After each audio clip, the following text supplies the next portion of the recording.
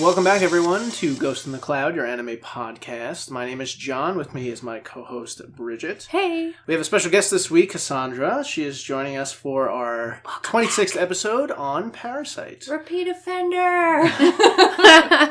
And this time we will use the correct recording equipment. Yeah. Yes. It still sounded really good, though. I listened to it over and over again to see how stupid I sounded, and I'm like, this sounds fun. No, you sounded good. As we do every week, before we get into our episode on Parasyte, The Maxim, I believe is what it's referred to. Parasyte The Maxim. Parasyte The Maxim. We're going to do some anime news. All right. The first bit of news is My Hero Academia. It's an inspiring new anime film that will premiere in the summer of 2018. The film will feature an original story, and it will be titled My Hero Academia, the Movie. It was stated that the movie will show the previously unrevealed past of a certain character. Dun, dun, dun. It will also feature the characters of Class A. The manga has inspired 2 television anime series. The anime's first 13-episode season premiered in April of 2016, and the second 25-episode series premiered on April 1st of this year. The third season will premiere in April 2018. Awesome. I know this show is... Friend of the show, Blake, is a big fan of this Blake show. has been bugging us to watch it, and it's on our early 2018 watch list, so I've only heard good things. Second up, Studio Ghibli revealed that Hayao Miyazaki's planned Kimushi Noboro, which is a CG short film for their Ghibli Museum. And originally slated for July, the short is not listed among the museum's upcoming projects, so it may not debut before February. So Miyazaki's also working on the Kimitachi wa do Ikui Ka, which is How Do You Live? And it's a feature film whose title is derived from Genzaburo Yoshino. You're really challenging my Japanese reading ability right now, which is a 1937 masterpiece of the same name. And Miyazaki has reported that he also wants to return to the making of an anime feature film after this. And I know we had I think in news earlier this year, we had mentioned that he kind of set a challenge for himself that he wanted to make a film by next year, and he said he wanted it ready for theaters by next year, which everyone's saying, no, you're great, but it's not going to happen.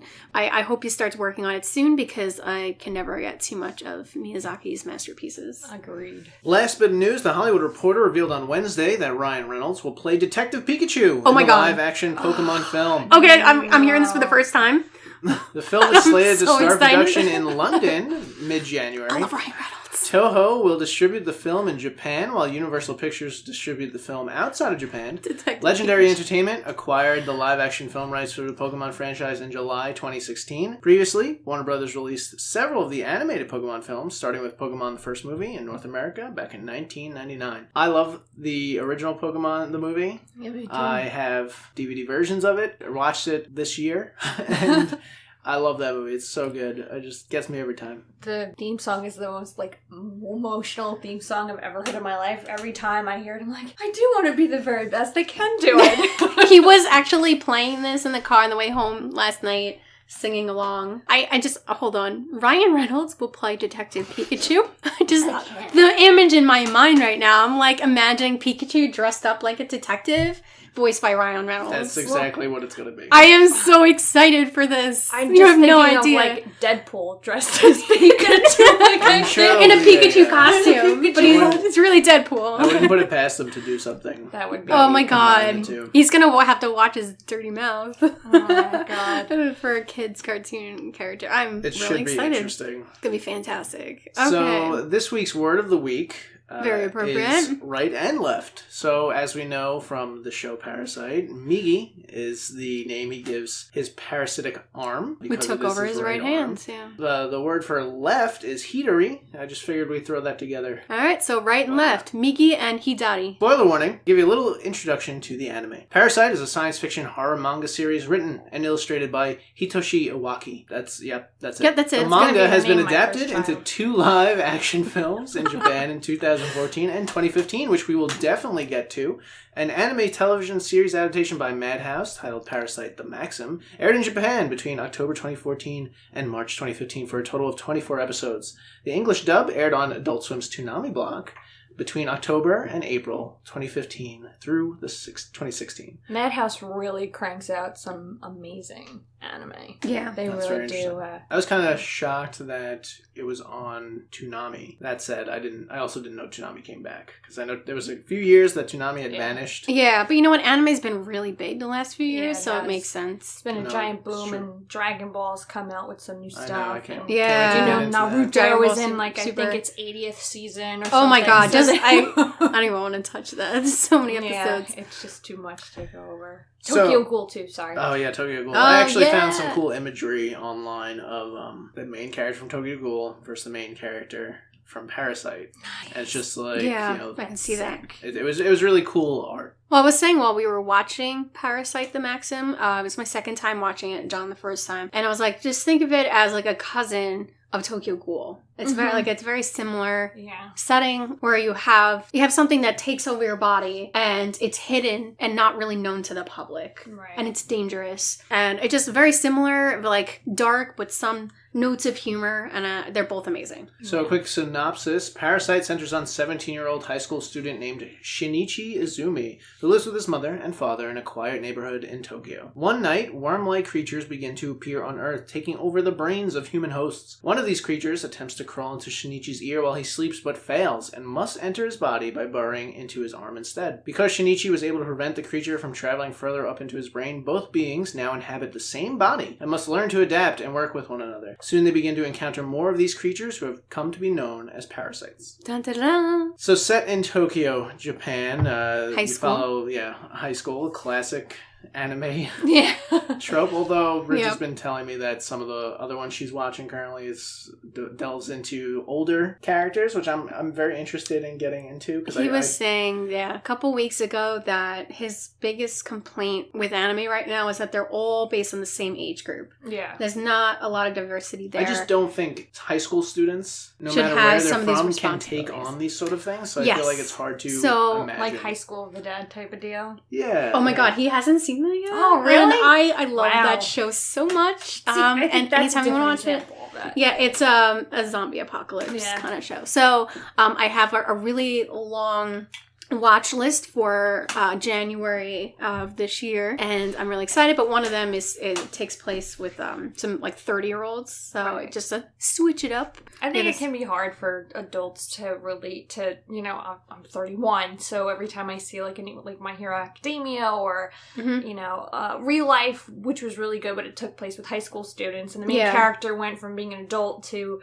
being a kid, but this is, I think, an exception because you are able to relate to a lot of the characters. They definitely seem older.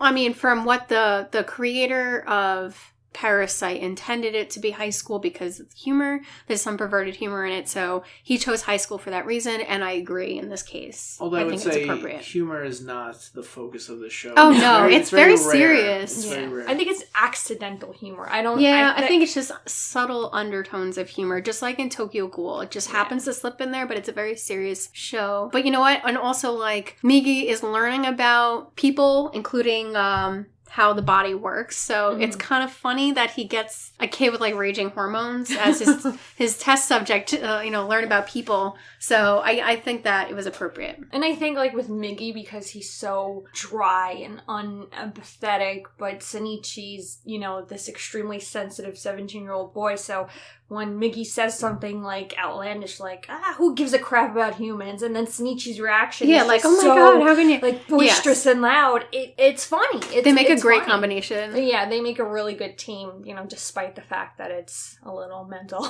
So as the story progresses, you follow Shinichi and Migi adapting to one another, their interactions with his family, his friends, as well as other parasites that they come across. Don't get me started. One of the things I want to focus on, however, is the look of Shinichi, because I am someone who actually prefers how he looked prior. I agree. I think you're supposed to. Halfway through the show, a major thing happens where Shinichi's life is in danger. on the brink let's say. And Migi, having been with Shinichi now for some time, attempts to save him. By doing so, it alters Shinichi's body drastically. He explains it in the show, and I like how they do take the time to explain like how they work. And Migi explains that he can kind of take part of himself and make like a small clone, and they both have conscious thought, and then they can reemerge together. But if you take a very tiny, tiny piece of himself and make a clone that way, it'll be so tiny that they can't really communicate. Yeah, they're like molecules almost. He actually, like molecules, tiny little bits were put into Shinichi's bloodstream, making him stronger, ultra heightened senses. He can jump like 10 feet in the air, and he's also able to heal from his life-threatening wounds. And it changed. At first, we kind of thought it changed his personality, but I think actually it was shocked, because later he goes back to being normal. If it was a permanent change, normal-ish. His appearances change. I feel like we weren't supposed to like it because he kind of looked like a douche, and he does his hair will flip back, and he looks like. I don't know if he does it necessarily, or is it just is that way now? I don't know. At the time he kind of wasn't really thinking about feelings. He closed his feelings off, so I don't think he was thinking about how he appeared. I think he was just like whatever, flipped it back out of his. He looked like the original Shinichi. He has these glasses. He's kind of just like a nerdy, normal little, high school student. Yeah. And then afterwards, it's almost like he ages. He turned into a Backstreet Boy, essentially. Yeah. And I mean, Satomi is the girl that... most annoying characters in both the manga and the show. Really? Satomi? Oh my god. Really? I think that... couldn't stand Satomi her. She helps keep him in check. Yeah. She's been like a friend to him since the beginning of high school. She sees every single change that happens to him. She's very perceptive. I think she's very important because she keeps him in check. There's another character they introduced, Kana, who's kind of she's the most annoying. I hate her. Yeah. You're supposed to. Please die. Die in the show. We just want you to die. Please. That was the only point in the show where I liked Satomi, and I'm like, you get away from her, man. What are you doing, you harlot? Yeah. Those characters seem like high school students to me, where Shinichi no longer does. Halfway through the show. So anyway. That's because Shinichi closed off his feelings, became very robotic, which gave him kind of like an aura of maturity, but really it was just him being very cold. Which most teenagers do when their parents have a divorce and they can't deal with it and refuse to go to therapy. That's his behavior in this to me. Even though, it's a lot of it has to do with, can I spoil it? Spoil the crap out of it. Sorry guys, spoiler death. His mom, she kicks it, pretty much. Kicks the bucket. She kicks it. Tries to take him with her. She gets taken over by a parasite. And that scene... that was a really rough scene. That is the most guttural scenes I've ever seen. Probably, besides, Jack dying during Titanic, because that seems to be a running theme with us. But, that I actually, my boyfriend even shed a tear, because it was just the most, guttural, raw thing you've ever seen in your life, and him screaming, it's Mom, it's you, and at that point, I think that's when Migi got a little emotional, and he's like, it's not her, we have to go, it'll be okay. So I think that was, believe it or not, a really touching moment between the two. So these worm-like creatures burrow into human beings. The idea is that they're going for the brain. They take over the body completely.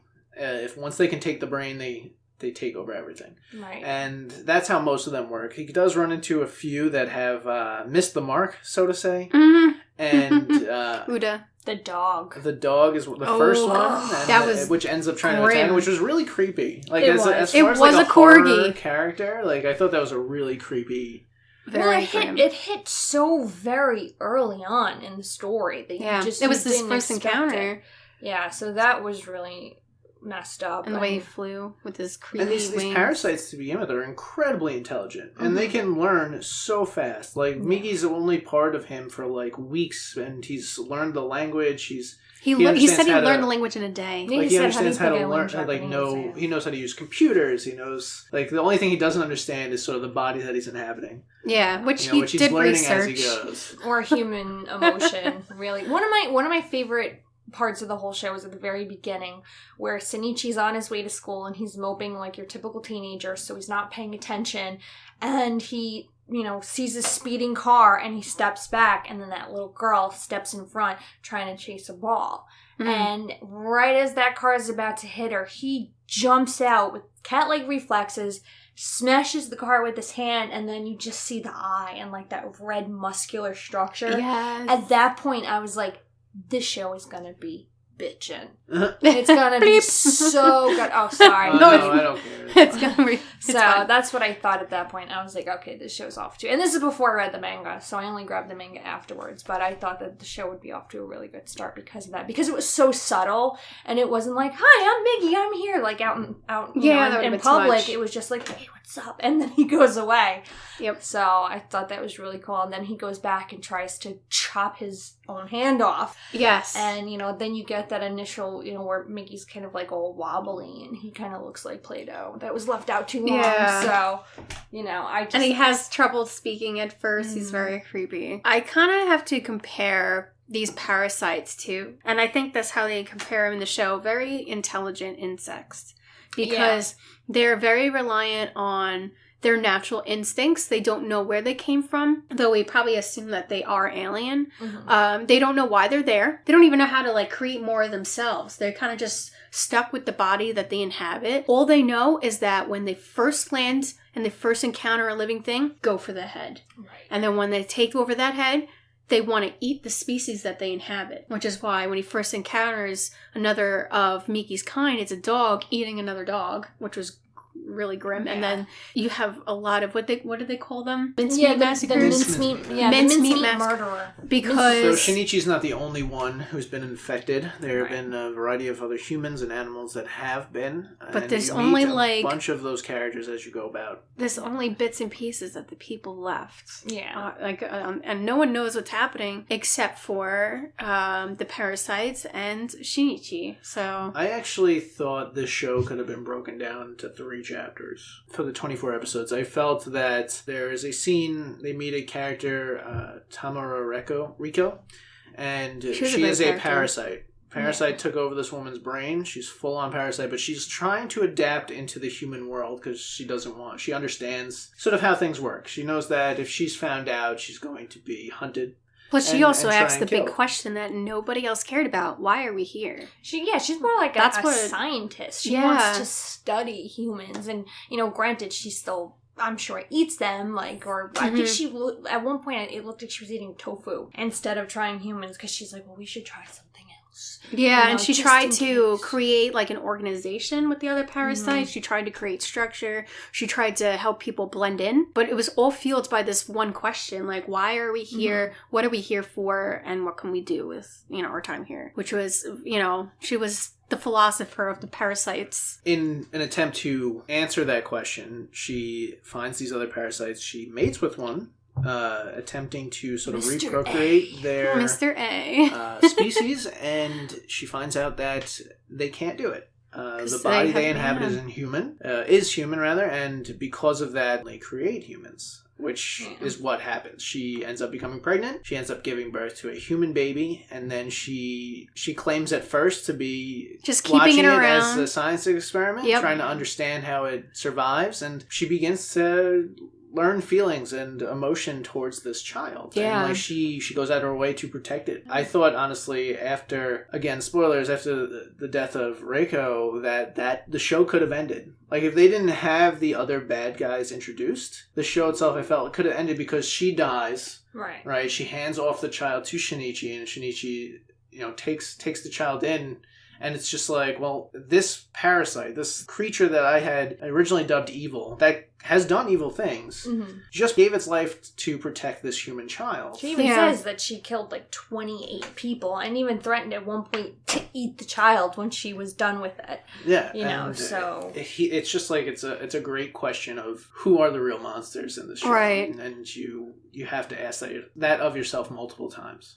I mean, at the very end of the show, I feel like that was important. It shows how it resolves the show, like what happens with the parasites. And it was the mayor, right? The mayor ended up being human all along, that he got elected. One of the people that worked with Goto was the one. I thought he was the one running for mayor, right? No, it was another guy. It was the other guy. No, the mayor of the town was human. Yeah, he was human. Which is crazy because the last words he ever said were against Yeah, that's really it. But everything he said was like against humanity, like their existence. The problem I had with that is they never explained why the mayor's brain was not taken over. Why was he allowed to remain human and everybody else around him was getting eaten left and right? That's what I think they meant. It was by chance. A scene sort of like this happened where a parasite had attacked him to eat him. Mm-hmm. And like he essentially convinced it to leave him alive because of his status. Like, I can help you, I can give you money, I can do whatever. And then they found out that maybe. But they also said, I think Migi explained it well in the beginning when Shinichi's like, well, why me? It's like just random happenstance. You're the first person I encountered. You're the person I took over. And after a set amount of time, they're stuck with that person and wherever they infested in their body. And then we saw that the only case where another person was taken over after the fact was Shinichi's mother. Right. And it was a very tricky situation. I didn't see that coming either. And it was the parasite. Really? Parasite almost died because the parasite first tried to take over a male body after inhabiting a female and realized I'm not compatible anymore. The parasite was in the car with a significant other, assumably, and the car goes off the road. The car goes off the road and they both get into a crash, and the parasite realizes that he's not going to survive in this body, so he attempts to take over the significant other, but it doesn't work. Pees his pants. Funniest thing ever. Oh, that's right, yeah. But like the body was kind of rejecting it. He wasn't able to really keep a connection with the rest of the body, so it just so he took over the next female, which was Shinichi's mother, just happened to be touristing there. Shinichi's mother and father were away on vacation, and this thing comes up from the side of this cliff and just lashes her head off, and I was the second they show the thing coming up, I went, oh no. And I was just like, no, this is really sucks. Like I felt so bad. I feel so bad for Shinichi's father. The scene that would then follow is you get Kazuyuki, who's Shinichi's father, calling him, having escaped this parasite, and he's dealing with the shock of that his wife was just killed in front of him by this creature. But then people say they saw her walking around afterwards. He questions his sanity. He seems cray-cray. The mom, who is now a parasite, returns to Shinichi's home where he is, gotten a call from his dad saying, something terrible's happened to mom, and then walks in this parasite looking just like his similar mother. To his mom, and they all have a look about them that you could tell there's something wrong with them. Their eyes are a little strange. Their eyes are too wide. Husk. They look like a husk. Yeah, that's the only way you can really. And I think too. Oh, I'm sorry. Go ahead. No, I'm sorry. But that scene, you watch Shinichi break down. Migi is there trying to convince him, we have to go. This is not a good thing.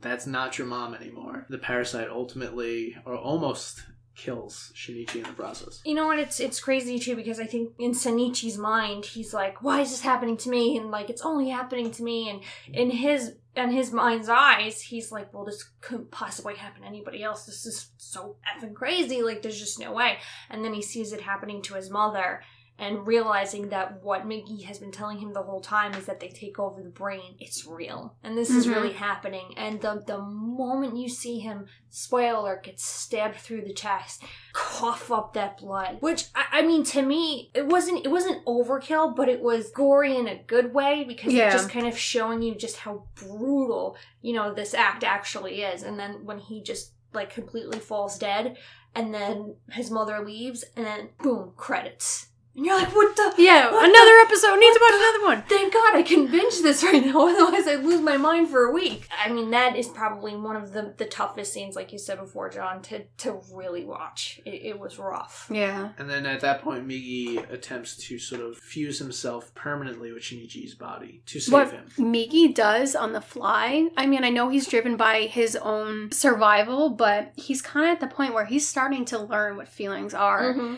And, I mean, he doesn't have any other options at this point, because this parasite that took over Shinichi's mother wasn't offering for him to join, to share this host. She leaves and says, good luck, you're about to die. So the only option he has is to save Shinichi. You can tell that he's worried, he cares, to a degree. But what he does on the fly, taking over and replacing and restoring his heart, was pretty amazing. There was that one particular part where this random person, I don't know the person's name, but he was taken over by a parasite, and he realizes that Shinichi was taken over by a parasite, and he starts talking to Migi about it, and he said, I could just chop off my hand and you can join me, and we could be one, and you'd be so much more powerful than you can ever imagine.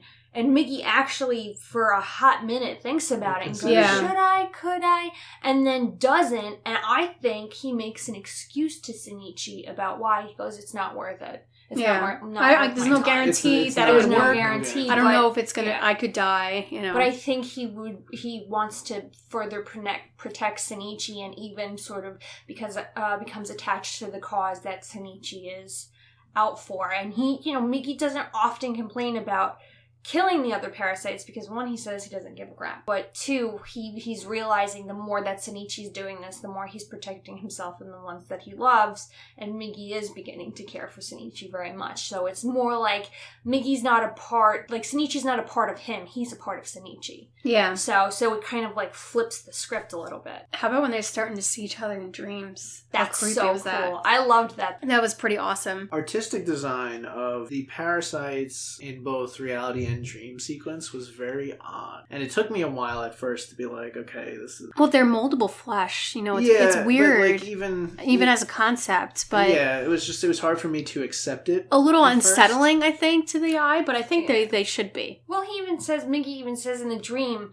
to Shinichi's like, this is what you really look like? And Migi goes, no, this is how you see me in your own head. He goes, this isn't what I look like. What do you think? I want to look like this? Yeah. So I think that's what it is too. And of course, when you yourself dream, you have to think about it. It's not that vivid at times unless you're, I don't know, being traced by a monster or something. But for him, it's sort of like this very cloudy vision that he's having, and then he wakes up and he barely remembers it. Yeah. And that sometimes that's just his own mind, and sometimes that's Migi making him forget the dream. Yeah. Because he's like, there's no way, buddy. I really like the turning point of the show after Shinichi survives the attack from his dead mother. But Shinichi and Migi, their dynamic changes at that point, where Shinichi kind of changes into a different person. He doesn't even look like the same person. He doesn't need to wear glasses anymore because of his heightened senses. He even flips his hair back to the douchey hairdo. But he becomes so cold, and he was even so convinced that it was because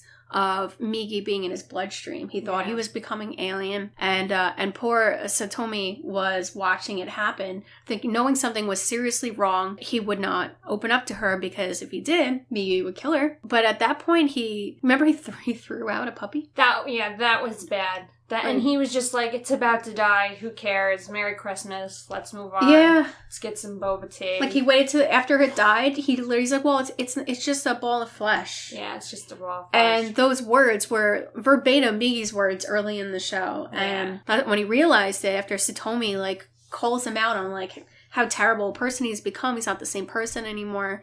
And again, I feel like she's important because she really does keep him in check. He's like, oh wow, she's right. I've really changed and you didn't even notice. She's a reminder of his humanity because, it's obvious from the beginning that they love each other. There's just no doubt about that. And I think she's desperately trying to anchor him to a place where they could, be together. But do you remember the part where he's running along the wall, on the beach? Yeah. And he's holding out his hand and he's like, I could sense one. And Migi's like, what are you talking about? Yeah. Shinichi started to sense them before Migi did. And then he ends up obviously meeting Uda at that point, who has the again, we were talking about comedy. Here's your comic relief, which is, absolutely. Uda, who's got this neck. So awkward character. Who, he compares Uda's parasite to Migi. And, Uda's his parasite's oh, you talk a lot better than I do. What's your deal? And Shinichi says, well, he just reads books most of the time. And he says, well, that makes sense. I just watch TV. Yeah, even Uda's parasite was a comic relief. Yeah. He talked really childish and really awkward. He was talking like a cartoon character on TV. Those are very human traits. So I think at this point, they're starting to anthropomorphize the parasites because before they were just these soulless, aliens. But now, you see Uda's parasite, you're right, he's a cartoon character. Why would he be so animated? So I think they're showing the differences of what's happening with these parasites. I really think the longer that they're connected, the more they will kind of share what they each other has. Like, I think the more humanity that the parasites will discover, and maybe, like, their abilities that the parasites have, like, the stronger the people become. We should say poor Uda, the parasite on him takes over his mouth, his chin area. Mouth down, I believe. It's such an awkward spot. Yeah. It's a really strange moment. But it is fun. And he also ends up being essentially a beacon for Shinichi, because now Shinichi has a comrade who's exactly he's like, I'm him. Not alone out there. There's someone just someone like else me. dealing with this essentially exactly the same way. And he doesn't feel as lost after meeting this guy. And Uda actually kills kills his mother, his parasite mom, because he said, you should not have to kill your mother. Which that would really have been I actually think is another sort of point of the show. Like, really? I felt that could have been like another, maybe like, John kept trying not to end like the show early. by itself, but maybe that would have been like season 1. I thought the very end of the show is crucial. Season 2 would have been the Tamura Reiko chapter, and then the season 3 would be the last one, which we have. I think that as long as they had the very ending of the show, maybe they could have cut some things out here and there, but his dad, and they actually do that in the action film version of it. I think his dad was pointless. You didn't need his dad. Even though they had it in the manga and stuff, he's not really in it all that very much. I don't think he adds anything except for the fact that, 1, he's drunk, and 2, he says that Shinichi is made of iron or steel or something, right. And he's, it makes him think for a hot second, but I don't think it would have changed the series at all if he just wasn't there. I think that was just kind of Well, I think the dad being around solidifies Shinichi's quest to sort of get rid of these parasites because of the terrible thing that's happened to his mom. Isn't that what Satomi's for? No, I feel like Satomi's there to keep him human. But to he keep wants him to protect away from her. all this. Like, she says towards the end, she's like, all these terrible things have happened, but we've somehow come through them. Like, we just want to have a normal life. Like, that's all we want. I think having Shinichi's father around sort of reminds him, I can't just sit idle. Like, I need to be out there. I need to be doing something because I have to protect the people I care about. I think Satomi does that plenty. He spends more time protecting her in the show than his father. And he also protects Kana a lot. I don't think it's not really like a love triangle, but I think there is a little bit of, she knows something's up with me. She knows I'm quote unquote special. Right. But now I have to protect her because of it. So it's hard to say. Like, I mean, I do think, again, Satomi's anger, but I think Kana, it's sort of like he keeps him up in a different way because I think he has this need to just protect people, and the more people he has to protect, the more his mission is like intensified. With great power comes great responsibilities. Still hate her though. Still hate. I'm not gonna lie, I was not entirely upset with her death. No, we weren't either. We were like, oh, thank God. Well, because as she's running and she's like, oh my God, Shinichi, oh my God. At the very end, she became like a crazy stalker. It's a horror trope though. It's like single white female crap. You have these dumb characters that just run towards trouble, whether it's accidentally or purposeful, but like it's a really bad horror trope.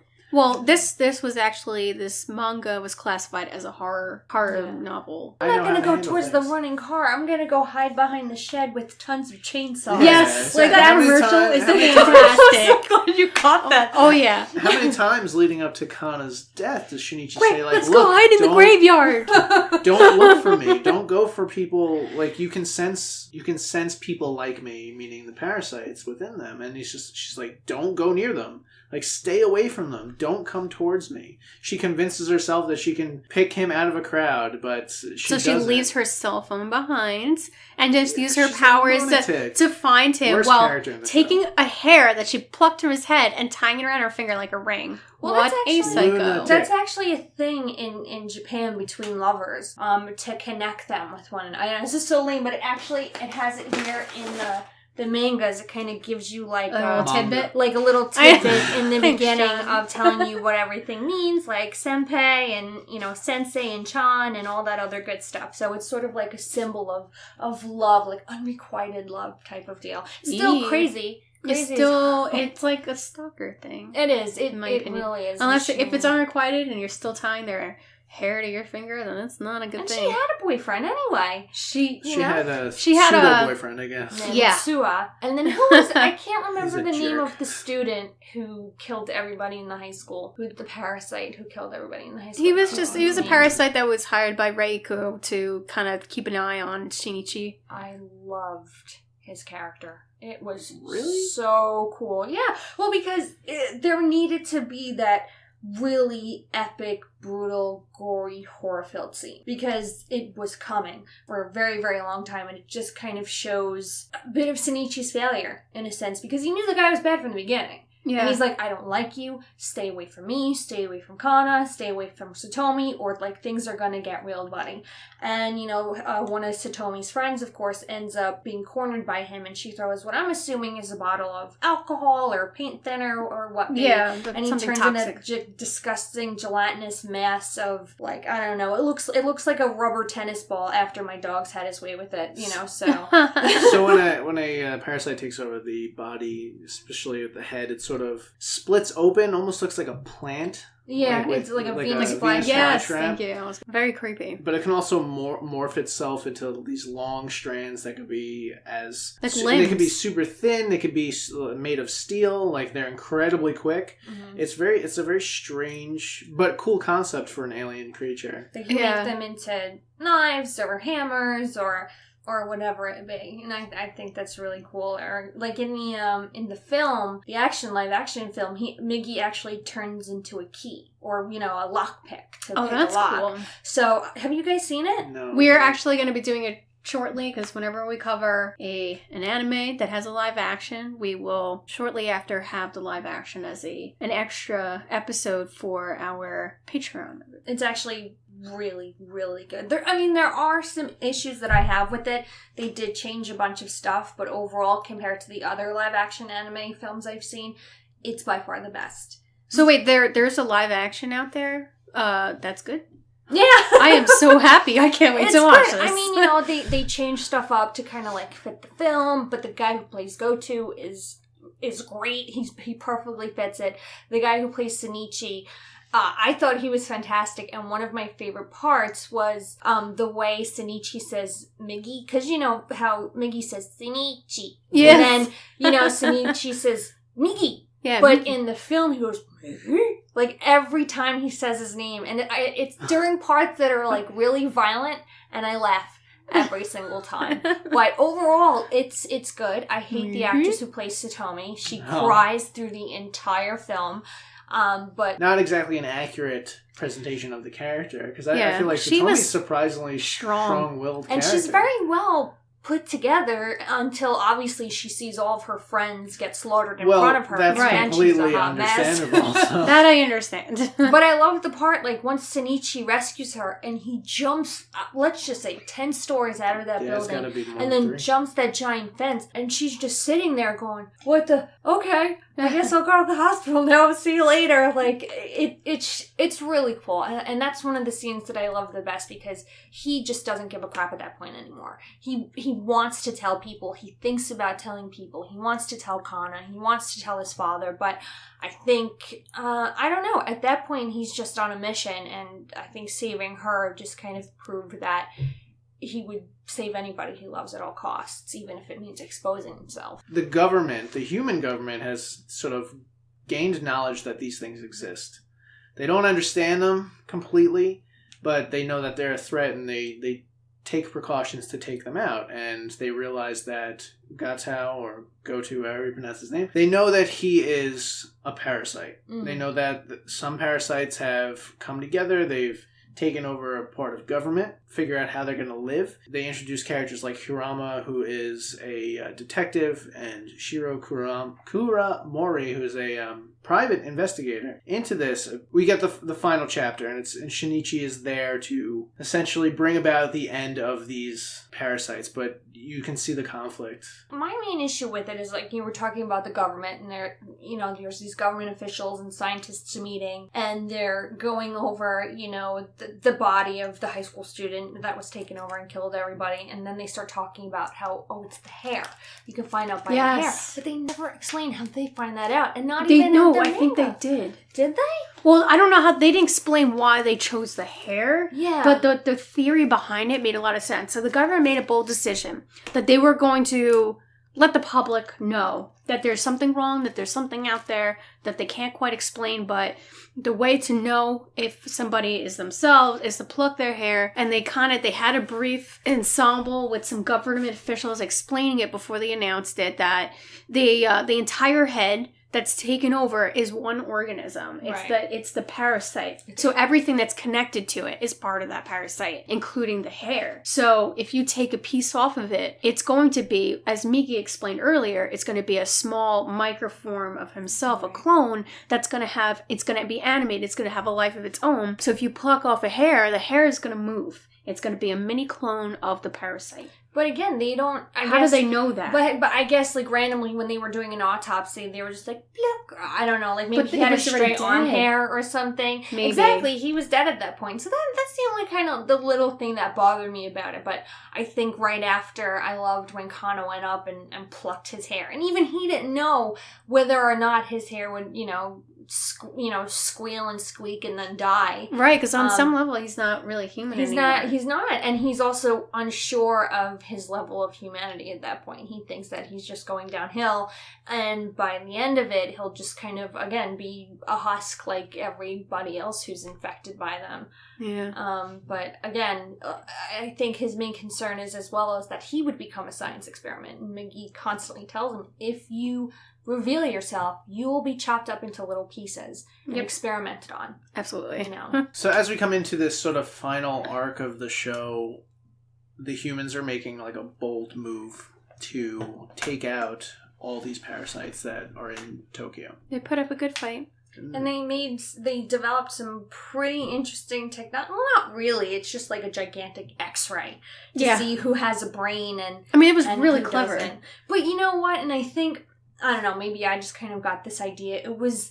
Here's the part where you were talking about, like, who's the monster? Like, who's really the monster? It was very reminiscent of the Gestapo, you know? And I thought that was a really scary... I was like, okay, this is where the humans descend into just absolute madness, where they're just, picking people out and taking them out and killing them, even though they're parasites and they're evil and they're killing people. But still, at the same time, you're like, holy crap. Yeah. Like, this is what it's coming to? And there's not even a guarantee that every parasite is eating people. And then you think back to Tokyo Ghoul, which at this point in the show, it's a lot like it, where they don't even question, oh, should we be killing them? They just want to annihilate them. It's genocide. Yeah. And that's what they try to do, not successfully. At this point, the point when we mentioned earlier, Reiko gives up her child before she dies, that was a nice moment with Shinichi, because seeing her as like a mother figure protect this child and care for this baby, like he thinks back to his mother, and that's really what was holding him back this whole time with why he was being so cold,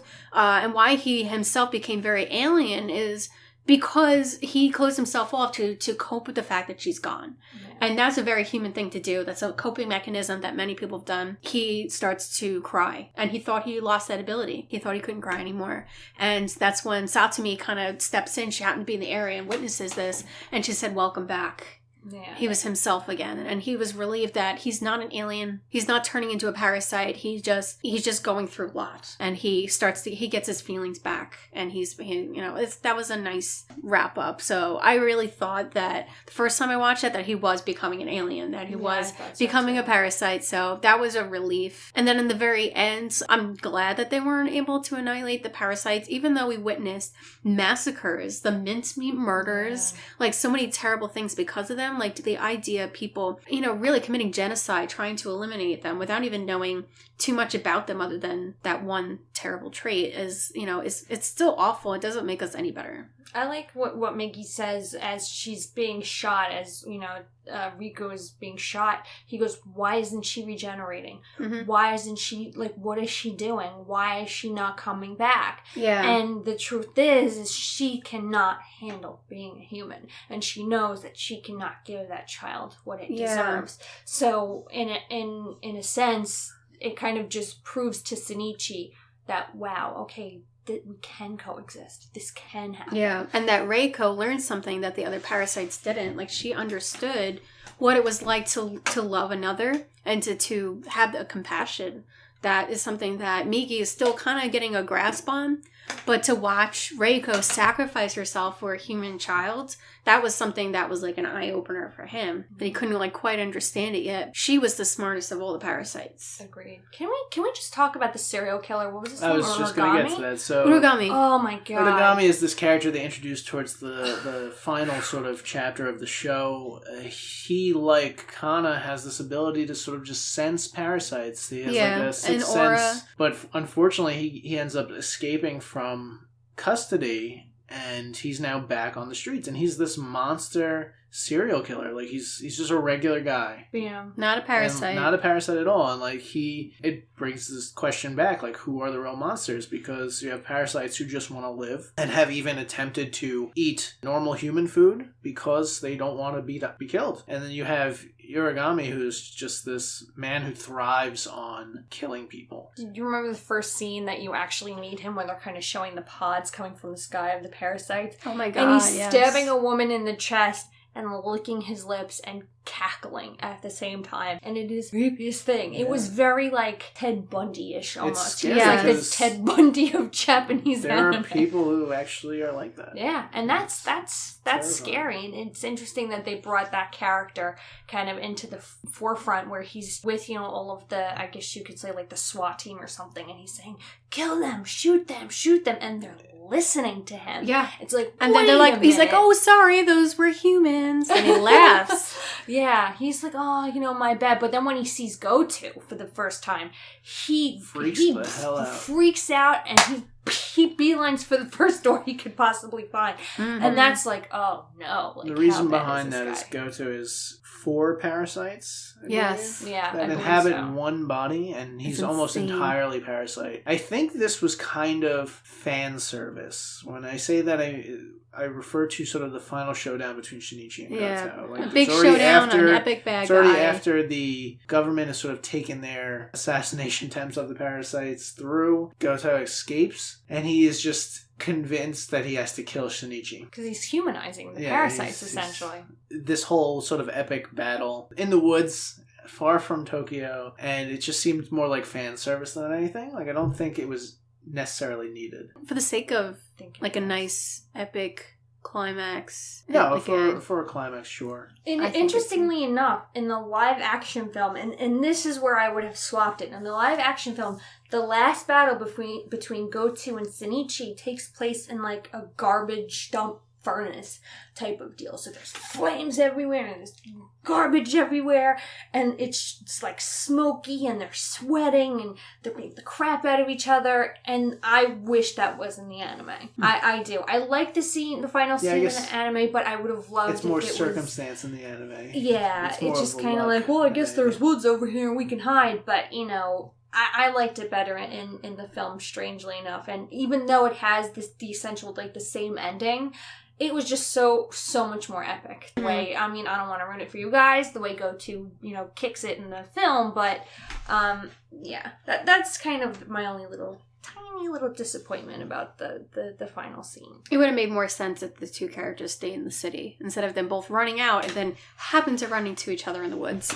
Well, but remember, you know, Migi he needs to sleep for 4 hours. Yes. So I think that's why he kept running away, like, to the woods, so nobody would find him, which I wasn't the biggest fan of, to be honest with you. I mean, maybe if it was, like, a little less time, but I mean, I can understand that. Well, I think it's a good plot device. Shinichi is clearly outclassed.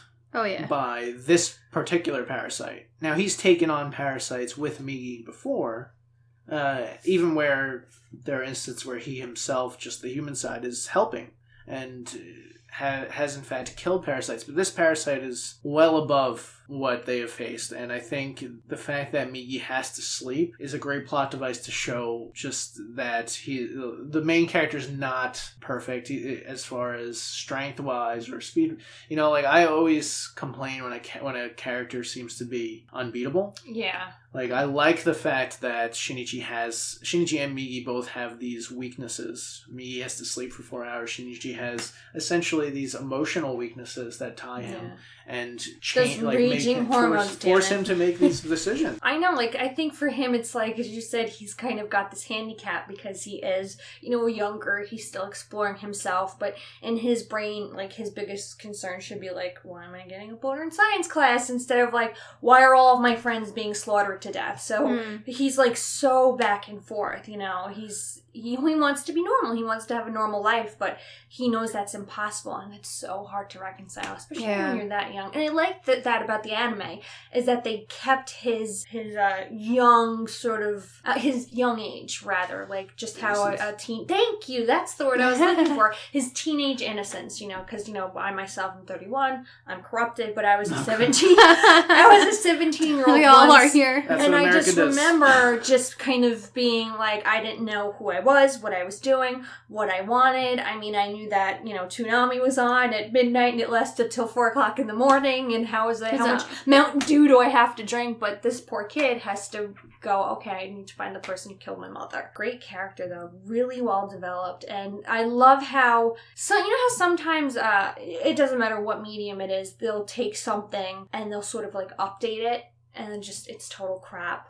The manga was written in the 80s. So, like, if you even just look at it in the actual manga itself, it looks kind of dated. Oh my god, look at the drawing style. Right? The drawing style, great. the hair, the clothing, you know, some of the way they say things, even with the translation.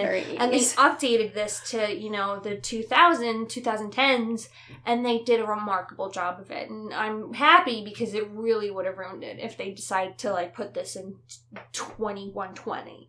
But they kept it to the time it was made and premiered. So kudos to them. But sticking to a modern drawing style. Mm-hmm. Yeah, I can't stand that when they changed the older drawing style. You know, at the time it is great, and it's very reminiscent when I see it. If it's made recent, I kind of hope for the newer drawing style that you usually see. Otherwise, like something like Fushigi Yugi, you ever see that one? It's an older one. It's got that like 80s drawing style. Now looking back, I'm just cringe a little bit. So now that Migi is like more embedded in Shinichi's DNA, I feel like you could have a follow-up series for like his kid. Maybe he doesn't have the ability that Parasytes have to sort of extend or turn into certain things, but like maybe he is more like Shinichi, where he's this incredibly fit and now like super agile and strong character. I think it'd be interesting. And maybe by the time he has a kid, they bonded on survived. You know? Yeah, like they bond on a follow-up series to this. Bond on a molecular level where it will actually pass down something to a son or daughter. The thing I love in the final battle with Goto, which is Migi detaches from Shinichi, so Shinichi can run and live, and he's like, run! Get out of here, do it, you won't survive. Yeah. And he's like, I'm so happy I didn't eat your head. And then he says, so this is death. And I thought it was so Shakespearean when he did that. And I'm like, when he says, I'm so happy I didn't eat your brain, it was probably one of... This sounds so strange to say. It was one of the most beautiful lines I have ever heard in an anime. It was the most human that we've ever heard Migi. Like, Migi finally understands humanity, finally, like, to the level that Reiko did. Yeah, and then when Shinichi finally runs away, and he's, like, on a rock by a river, and he's wailing and screaming and crying, it hurts you. Like, it physically hurt me, and I was like, I can't watch this, and I actually had to like turn away a little bit because it was just too much to watch, because you care about that character so much. And that is another thing about this anime that I love, is I cared about Shinichi so much that I was on the edge of my seat the entire time. I think I liked every one of the characters except for Kana. I didn't like Kana, and like, it's funny, we have to talk about it because it's like, I was so surprised, because obviously I didn't read the manga first, but the fact that they literally lost their V-chip like right before he decides to go, you know, I just kind of thought it was very strange and very awkward. Yeah. And it was kind of like that awkward teenage experience that he needed to be reminded that he could still have. A normal despite life. the fact that he was about to go possibly, get killed. Her goofiness, though, really kind of threw me off through the whole series. I was just like, be serious for 1 second. People are dying. Get over yourself, little girl. Yeah. Satomi, you're talking about. Yeah, Satomi. And then, like, her little friend with the glasses. No, I can't. I don't know. Maybe it's just my whole thing of being old and not liking teenagers because I'm jealous of their youth. I don't know. You never know. I mean... Yeah. I'm happy with the ending, too. Like, it's a little open-ended, but you get the idea that the parasites are going to coexist by just adapting with their diet. Yeah. And you get to watch this one random parasite eat a steak. A well-done steak with some sauce on it, some A1 sauce. Then he kind of licks his chops right before he digs in. And they realize, I can do just fine and enjoy what I eat. Without eating people, they have to defy, basically, the instincts that they first lived by. I do like how they wrap up the show because Gatao's not the final enemy. It is Yurigami who has escaped. Which is humanity in general. And it's just, I thought that was a really nice touch to have him pop up. Because I know I said after he escapes, I'm like, oh man. I don't like the fact that he's running around. And he forces Shinichi to essentially make a choice. He kidnaps Satomi. They're on the top of this building and it's just like this very heartfelt conversation because at this point now Shinichi doesn't have Migi to help him. It's all on him. Just the way that sort of plays out, I thought really well placed and a nice way to end the show. That stab through the arm. Oh yeah, I definitely cringed because you even hear the crunch. Maybe I'm imagining things, but you just hear it and that's through, enough in that squish of the blood and the fact that he was closing his eyes and he was so convinced that she was like just a splattered ball on the ground. Yes. I was convinced she was dead too, and you would just see this giant pool of blood surrounding her. And then there he is, and in his brain, Migi says, "I'm getting tired now. Can you please stop?" And he wakes up and he's like, "Oh God!" But pulls her up. Yeah, it was pretty epic. It's a pretty epic show. I was surprised how much I liked the show. Well, there's a formula to John watching anime with me. At first, he's like, it's aight. It's aight. My boyfriend. And then I'm just like, and then after a while, I don't really like this. I guess it's okay. I guess we can keep watching it. That was pretty good. And then after a while, he's like, I'm starting to enjoy it. Talk to each other about that because that sounds exactly. I was like, honey, let's watch Parasyte. Meh. I'm like, no, really late. So then I start watching it. What are you watching? Parasyte. Turn it off. I want to watch it too. I'm like, come on, man. I'm already 6 episodes in. It's like John tries to play hard to get with the anime. He doesn't want to admit at first that there's a possibility of him liking it. And then after a while, he gives in. But I've watched anime I don't like though, and that's fine. There's anime out there that we're not gonna like. That's your formula for most anime. Yeah, there's that you end up really liking. Tokyo Ghoul I liked right away. Yes, that's true. Did not like it at all. And Love Hina, ironically, I thought Love Hina was just a fun time. So how awesome would it be if they did like expand on this universe? Like maybe it would be years in the future. All the parasites are fully adapted. Right. And we find out where they came from. And more are coming to just take over the world. The parasites that have grown accustomed and now like the world they live in, defend it. That would be pretty cool. And maybe, like you said, Shinichi has a child who now has part of the molecules of the parasite in him or something. And, like the next generation. They have to but the parasites that have grown to live and love the world will all have to unite together to kind of stop. With humanity? Yeah, with people. That would be really cool. But otherwise, the way it is now, it's very finished, very complete. And I'm really happy with the way it ended. Send that little bit to the creators and you can get in touch with us at Give it a shot, man. Hey, here's our idea. You guys definitely have to watch the film. It's really good. It's worth your time. Don't bother with the Attack on Titan one because it was god-awful. Oh, unfortunately, we've already seen that one. We can't unsee it. Peaceful was it. But this one's really good. And it's, obviously most of the time they separate it into 2 parts if, they're trying to tell the story correctly, which unfortunately American cinema doesn't do very well. They'll try to, cut crap into an hour. There's there's a disassociation there between the genres. They just don't translate as well. And also they Americanized the crap out of it. Like, Ghost in the Shell. Was there a single Japanese person in that movie? Because I don't remember. There was. Was there? There was. Yeah, really? I think there was. Maybe one. Like, they replicate some scenes, but then, they did dive off the second half. But yeah, I think it was all American cast. But then again, look at Death Note. That was so rough. disappointing. Can we just not talk about that ever again? Although people who don't know anything about the anime enjoyed it as a movie by itself. No, it's and I hear that all the time. Oh, but I haven't seen the show, but I thought it was alright. I thought it was fine. And then the people who love Death Note were just like, oh, that's not good. That's understandable. The show's actually pretty much frame for frame the manga, which I loved a lot. And some people are like, oh, that's boring. I already know. It's just another show. No. It's just like that. It's exactly. That's when people complain to me in general, they all sound like munchkins from Munchkinland. That's all right.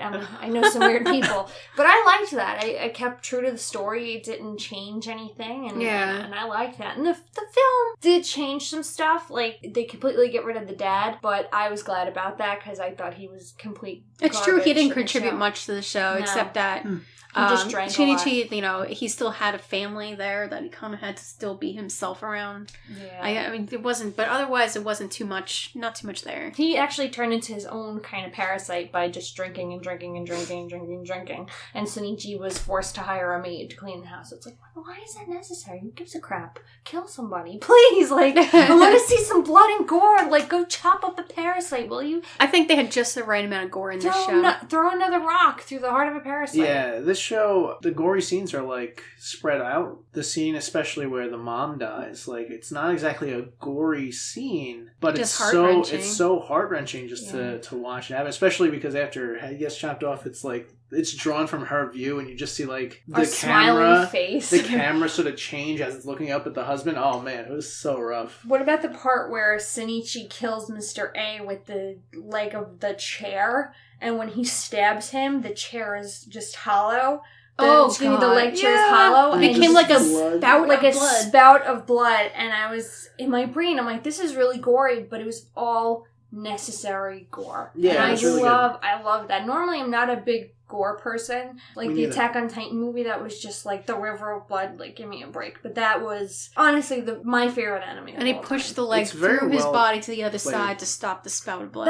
That was the craziest part. Yep. But and then do you think humans and parasites could live together? It depends on which hand it was. Because if it was my left hand, that would be a real problem. But if it was my right hand, I would be okay. You're left-handed? No, I'm right-handed. I'd be totally cool if it was my dominant hand, because at least that way it'd be more coordinated. And, so this show was released by more than one production company. One of them had changed the arm. Yeah, that's right. They did. And he called what we referred to as Migi Lefty. And I was just that's so lame.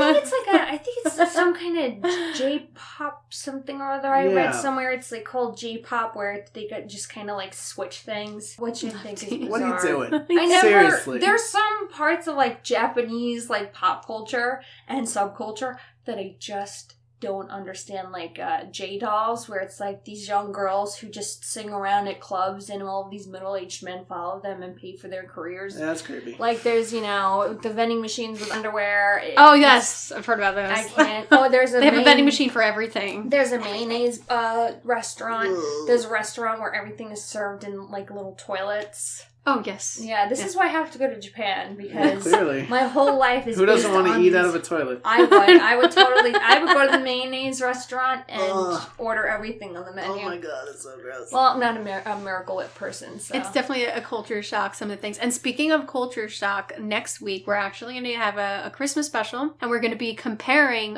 Christmas in the United States as opposed to traditional Christmas in Japan. So cool. And speaking of culture shock, it's very different. It's very interesting. Before we forget the show, you can find it on Crunchyroll, and I think that's all we're just being streamed through right now, right? Yeah, I think so. It's only on Crunchyroll. It's not on Funimation.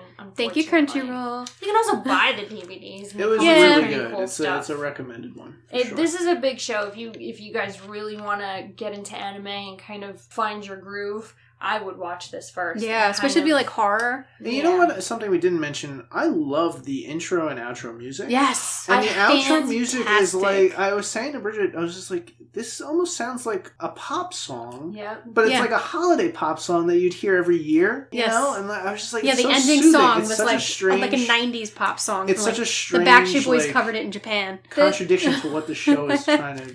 Well, yeah, the band is Fear and Loathing in Las Vegas. Don't get it mixed up with the actual, like, the book and the film. But I actually bought the CD from Japan. It cost me $50 just so I could listen to that song. Worth every penny, every people. single day. And it was actually written, they actually read the manga and they, asked all about the show and what it is, and a lot of the lyrics pertain to the show itself. So it's also, again, give it a listen. It's really, really good. And they themselves, they actually do, Fear and Loathing, they do a lot of songs for animes as well. They're kind of like the go-to, like, rock, electro, techno. I bet if we listened to it, we'd be like, oh, I know that one, and I know that one. You would know it. That's awesome. They did Lupin, I think. They did, obviously, they obviously did this one. So, yeah, give them a listen. Fear and Loathing in Las Vegas. And just write Japanese band afterwards. Otherwise, it's going to bring you, like, stupid quotes from Hunter S. Thompson that nobody cares about anymore. So. What she said. You can always find us on SoundCloud and iTunes and Google Play. And we always have our social media, Facebook, Twitter, and Instagram. And, of course, you can find our Patreon page, which has some pretty cool perks. Want to become an anime character? Drop a line on Patreon. Yes, I'm working on Blake right now. I'm really excited. And totally donate. That Throw a couple bucks here and there. You get some pretty cool stuff. Above all, what we want to do is we want to make the podcast better. I say this every week. That is our goal. We're going to be doing this anyway, so you might as well give us some feedback. Give us some feedback. Rate, review, subscribe on your listening app of choice, but we'd really appreciate it. And of course, thank you to Anthony for our awesome tune. I mean, how many people could say, I have a theme song? Every time I walk into a room, it's playing in my head. That'd be amazing. So, and he did a great job. It's really catchy. Thank you to our patrons, and thank you to Cassandra for joining us today. Welcome back. Thanks, man. Triple threat. This is awesome. Look, I could talk about Parasyte all day, every day. So I did last night. That would be really hard to edit, so... We can find something else to talk about. It's fine. I'm sure there's another anime somewhere in the ether. Attack on Titan Jr. No, that's not one of them. Sorry. All right, guys. Thanks for listening. We'll catch you next week. Next week for our Christmas special. No one can see me. Cassandra's waving goodbye. Bye, guys. Bye. Meow.